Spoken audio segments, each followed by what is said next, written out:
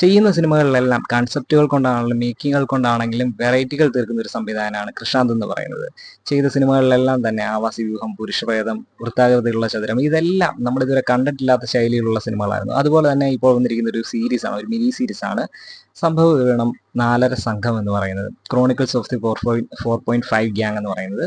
ഇതിൽ അഭിനയിച്ചിരിക്കുന്നത് സഞ്ജു ശിവറാം, നിരഞ്ജി രാജു, ശംഭു, ജഗദീഷ് ചേട്ടൻ തുടങ്ങി കുറെ പേരാണ് ഇതിൽ അഭിനയിച്ചിരിക്കുന്നത്. ഇതിന്റെ മെയിൻ ആർട്ടിസ്റ്റുകൾ എന്ന് പറയുന്നത് 5 പേരെയാണ് കാണിച്ചിരിക്കുന്നത്. 5 പേരിൽ ഒരാൾ പൊക്കക്കുറവാണ്. അതുകൊണ്ട് തന്നെ 4.5 സംഘം എന്നാണ് ഇവർ അറിയപ്പെടുന്നത്.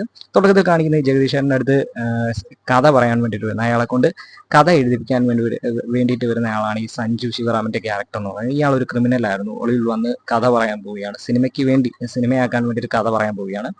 അങ്ങനെ ജഗദീഷ് ചേട്ടൻ്റെ അടുത്ത് വന്ന് ഇയാളുടെ കഥ പറഞ്ഞു തുടങ്ങിയാണ്. ഈ ഗ്യാങ്ങിന്റെ കഥ പറഞ്ഞു തുടങ്ങുകയാണ്. ഇയാളുടെ ജീവചരിത്രം എന്ന വഴിയിൽ പറഞ്ഞു തുടക്കുമ്പോൾ അവിടെ നടക്കുന്ന സംഭവങ്ങൾ, ഇവർ +2 കഴിയുമ്പോൾ ചെയ്യുന്ന ഒരു കാര്യം, അതിനുശേഷം അവർ ചെയ്യേണ്ടി വരുന്ന പല കാര്യങ്ങൾ, ഇതൊക്കെയാണ് ഈ സിനിമയുടെ ബേസിക് പ്ലോട്ട് എന്ന് പറയുന്നത്. ഒരു സാധാരണ വീട്ടിൽ ജനിച്ചു വളർന്ന 5 പേർക്ക് എങ്ങനെ കുറച്ച് ക്രിമിനൽസ് ആകേണ്ടി വന്നു എന്നുള്ളതിനെയൊക്കെ ബേസ് ചെയ്തിട്ടാണ് ഈ സിനിമയുടെ പ്ലോട്ട് എന്ന് പറയുന്നത്. പക്ഷെ എന്നാൽ പക്ക ഡാർക്ക് മൂഡിൽ പോകുന്നൊരു സിനിമയല്ല. അതിലാണ് കൃഷാന്ത് എന്ന് പറയുന്ന ഡയറക്ടർ ഒരു ബ്രില്യൻസ് എന്ന് പറയുന്നത്. ഒരു കോമഡി മൂഡിൽ വളരെ സീരിയസ് ആയിട്ടുള്ള കാര്യങ്ങൾ പറയുമ്പോൾ പോലും അല്ല കാണിക്കുമ്പോൾ പോലും കോമഡി മൂഡിലാണ് ഈ സിനിമ ഉപയോഗിക്കുന്നത്. ആദ്യം മുതൽ അവസാനം വരെ ഒരുപാട് കോമഡികളൊക്കെ ഉള്ള, പക്ഷെ ഇതെല്ലാവർക്കും വർക്കാകണമെന്നില്ല. കാരണം ഇതിന്റെ മൂഡ് എന്താണെന്ന് മനസ്സിലാക്കി വേണം കാണാൻ.